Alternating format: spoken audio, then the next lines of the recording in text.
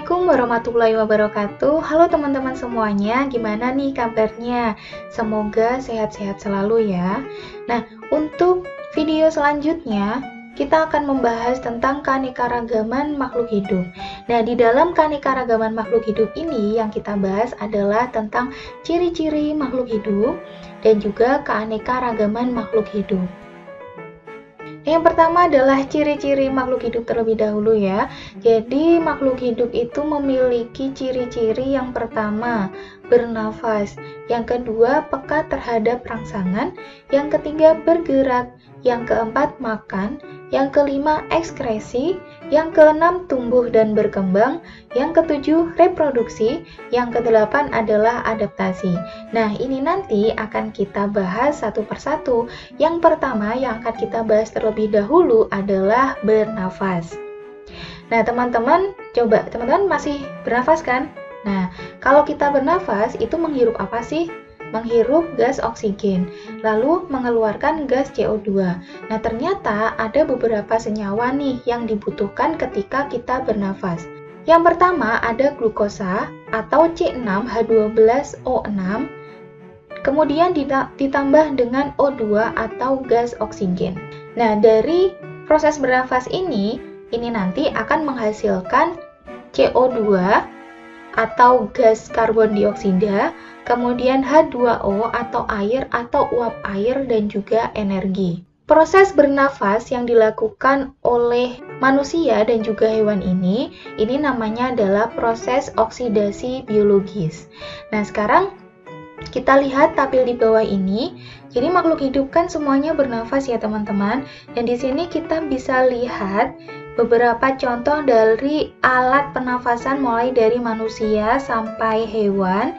Yang pertama ada manusia bernafas, terutama alat yang utama yang digunakan itu adalah paru-paru.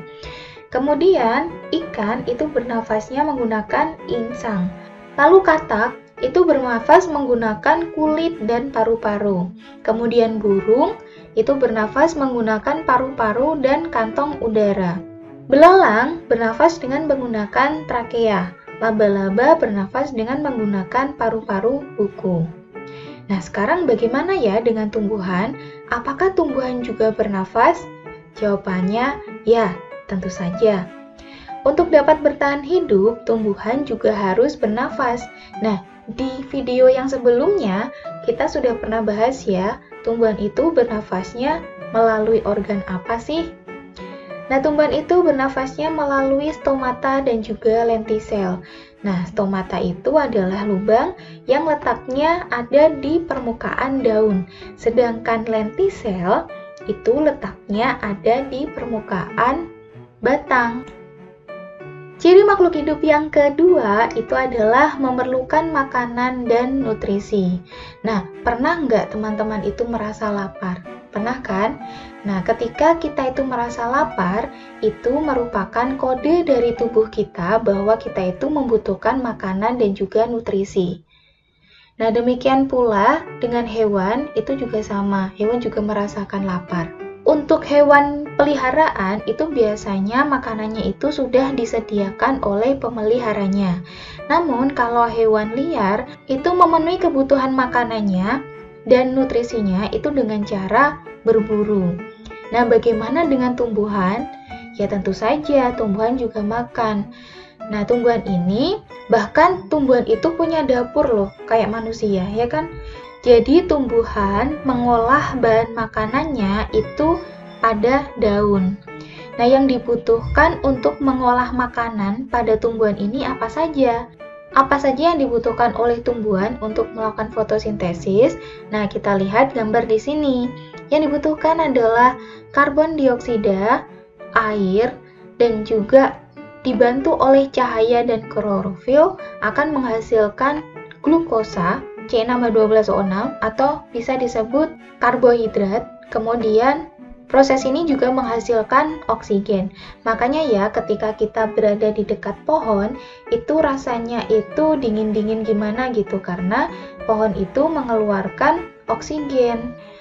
Ciri makhluk hidup yang ketiga itu adalah bergerak. Nah, kalau bergerak ini pada hewan dan manusia itu mudah sekali diamati ya. Hewan dan manusia ini disebut melakukan gerak aktif. Nah, pada tabel di bawah ini ada alat gerak dari beberapa hewan. Yang pertama ikan, itu memiliki alat gerak berupa sirip dan ekor.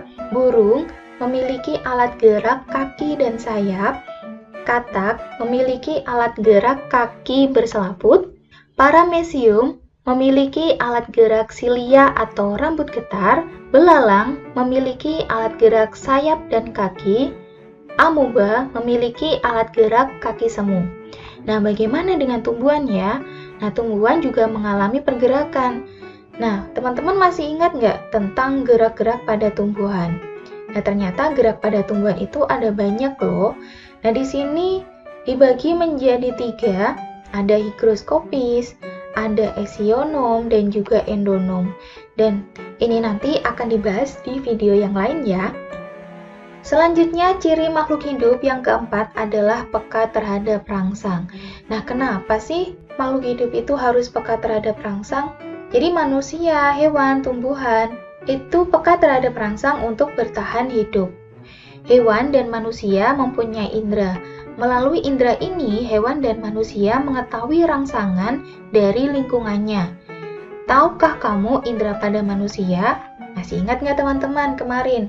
Indera pada manusia itu ada 5. Yang pertama, indera penglihat, kemudian indera pendengar, indera pembau, indera pengecap, dan indera peraba.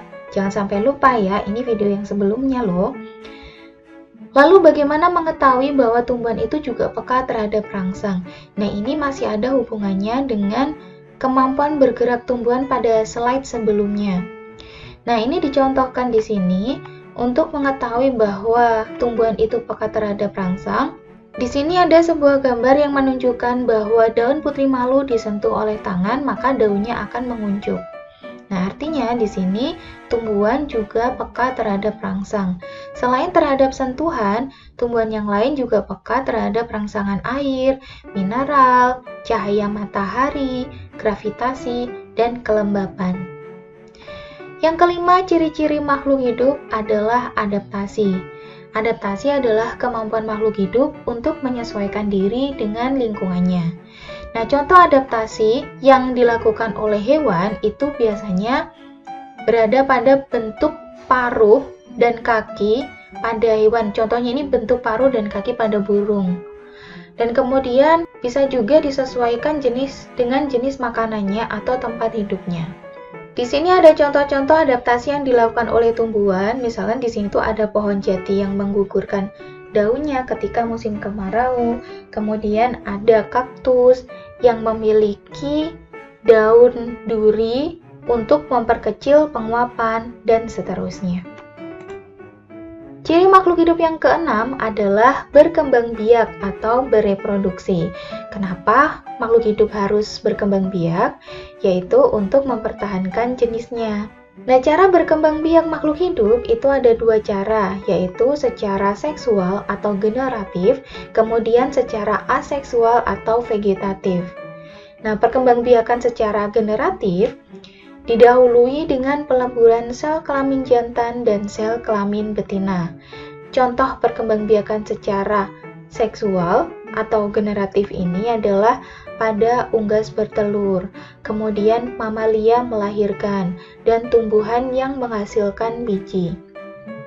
Kemudian ada juga perkembangbiakan secara aseksual atau vegetatif. Ini tidak melalui peleburan 2 jenis sel kelamin. Misalkan terjadi pada amuba yang membelah diri, hidra yang menghasilkan tunas, mencangkok, stek, umbi lapis, dan merunduk kalau ini pada tumbuhan. Nah, di sini ada gambar hidra teman-teman. Jadi hidra itu berkembang biak dengan cara bertunas. Kemudian di sini ada planaria, berkembang biak dengan cara membelah diri. Kemudian amuba ini juga berkembang biak secara membelah diri. Ciri-ciri makhluk hidup yang ketujuh itu adalah tumbuh dan berkembang. Tumbuh itu merupakan perubahan ukuran tubuh akibat bertambahnya jumlah sel dan volume tubuh. Jadi ketika kita tumbuh, itu tubuh kita tidak bisa kembali mengecil lagi. Nah, itu yang dinamakan sebagai irreversible, yaitu tidak dapat kembali ke bentuk semula. Sedangkan berkembang itu merupakan proses menuju kedewasaan yang bersifat kualitatif. Misalkan, telur katak menjadi menetas menjadi berudu, lalu menjadi katak berekor, katak muda, dan akhirnya berkembang menjadi katak dewasa. Pertumbuhan pada manusia dan hewan itu sifatnya terbatas. Jadi ketika mencapai umur tertentu, itu pertumbuhan sudah tidak bisa berlanjut lagi. Nah, berbeda dengan tumbuhan, umumnya tumbuhan itu bisa tumbuh terus-menerus. Ciri makhluk hidup yang ke-8 adalah mengeluarkan zat sisa atau ekskresi. Makhluk hidup itu mengeluarkan zat sisa karena kalau zat sisanya ini tidak dikeluarkan, nanti akan menjadi racun bagi tubuh kita, bagi tubuh makhluk hidup. Alat ekskresi atau pengeluaran pada manusia itu ada 4. Yang pertama, itu adalah paru-paru. Paru-paru ini bermanfaat sekali ketika kita bernafas. Nah, ketika kita bernafas, yang dikeluarkan itu apa, teman-teman? Ada karbon dioksida dan juga uap air. Nah, kemudian ada kulit. Nah, kulit ini digunakan untuk mengeluarkan apa biasanya? Keringat kan?